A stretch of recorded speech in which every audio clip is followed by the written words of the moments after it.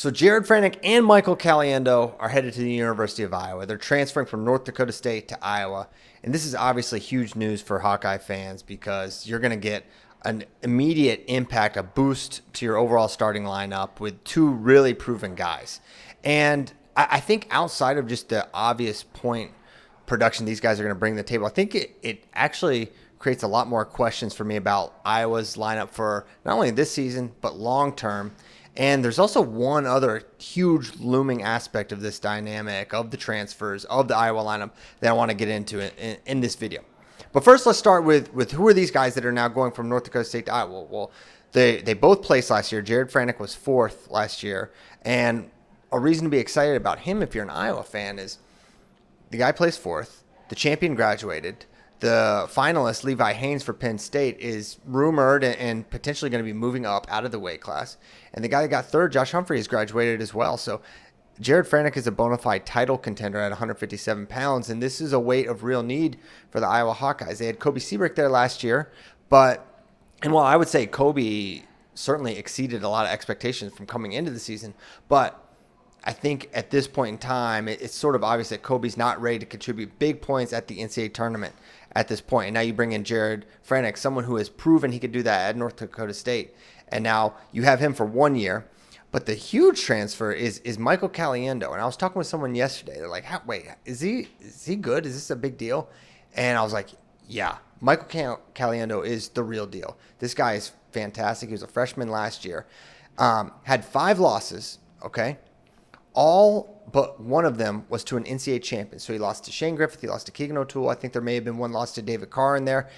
The only person that beat him that wasn't a national champion last year was Carson Hartzler, who is a beast. And oh, by the way, he also beat Shane Griffith that year. So really, really high pedigree. If you haven't got a chance to check out Michael Caliendo, fun guy to watch. I'm pretty sure in his match against Keegan O'Toole, he got either the first 2 or 3 takedowns before Keegan ran him down and ultimately kind of ran away with that match. But Caliendo's the real deal. And the interesting thing about him is he's got 3 years left. And he looks to be, he's a pretty stocky guy. He looks like he's probably going to be someone that's going to remain at 165. So what does that mean for the rest of Iowa's lineup? Particularly, what does this mean for Patrick Kennedy, Nelson Brands, and even down the line with Gabe Arnold?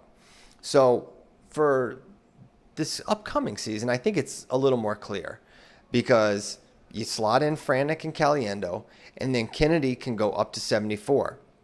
I think that would be the plan. Now there is a scenario. Kennedy is just out of luck here, and he's just not a starter for the University of Iowa next season.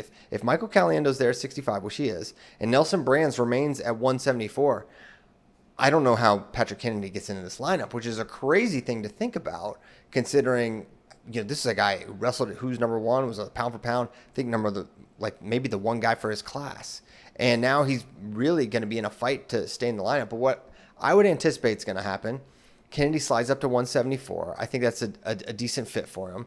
And then you take Nelson Brands, and I know you say, well, Nelson looked so good last year at 174 pounds. It was his best season ever, and all that's definitely true, especially if you look at the NCAA season, how his season concluded. He looked really, really good. But Nelson has proven he can wrestle, compete, and contend with really good 184-pounders. He's an NCAA qualifier at 184 pounds in the past. He's someone who's been ranked in the top 10 at 184. So we know, if you're an Iowa fan, okay, Nelson Brands can go up and wrestle and be very, very competitive at 184 pounds, a weight where after the first 2 really, really drops off. And so you look at someone like Nelson Brands, while he already placed pretty high at 174, he may be able to place higher at 184 pounds. So then the next dominoes are, okay, well, what's that mean for Abe Assad? Well, Abe could be out of luck, right? And Abe, to this point, he was another big recruit and is not transitioned into big points at NCAAs at this point. He could go up to 197, a weight where I think Iowa fans are going to be longing for the days of Jacob Warner, because right now 197 looks to be a huge, huge hole for the Iowa Hawkeyes. And it's sort of ironic because Warner got a lot of flack from fans, Iowa and not Iowa fans, for wrestling a more conservative style. But I think if you ask, you go to Carver Hawkeye and you take a look at who's going to be on 197 for them for a portion of the year, I think of it like, man, kind of wish we had Jacob Warner back. But all that being said, Colby Franklin and Zach Glazier to this point have not proven they're going to be big point scorers. So Assad could move up there and maybe be the starter. I don't know.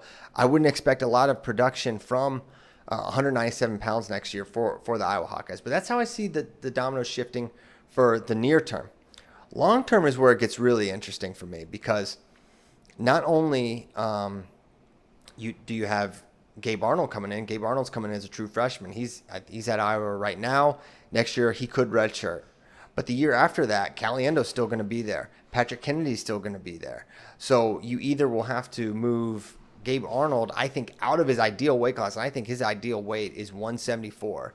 So you either have to move Gabe up to 184 for his redshirt freshman year, or he goes to and stays 174, and Kennedy maybe is out of luck here.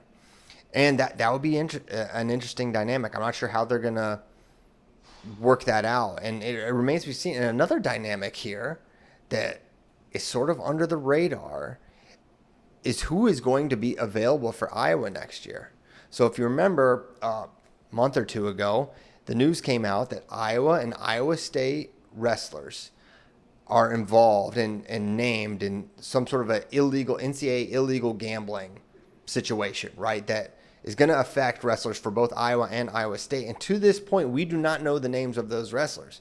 And there's speculation out there, but nothing for sure. And the universities have not released the names. The punishments for those wrestlers have not been released. So we also don't know who's going to be available in that sense, right? And without getting into any of the names, you can kind of read between the lines there. They went out and got some guys at 57 and 65. Now, they're upgrades, right? So it's not necessarily, they got these guys because they're worried about the gambling thing and that shoe dropping and then being without guys for a year. And we don't know the level of punishment that will be levied against these guys yet. We don't know really anything other than Iowa wrestlers and Iowa State wrestlers are involved. Beyond that, there's not a lot of information out there. And to my previous point, Franek and Caliendo are objectively just upgrades, and they purely do just improve your team. So maybe not related to that at all.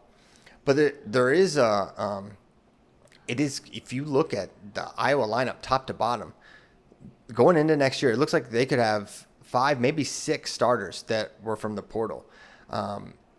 Joey Cruz is someone they picked up from Oklahoma who could go 125.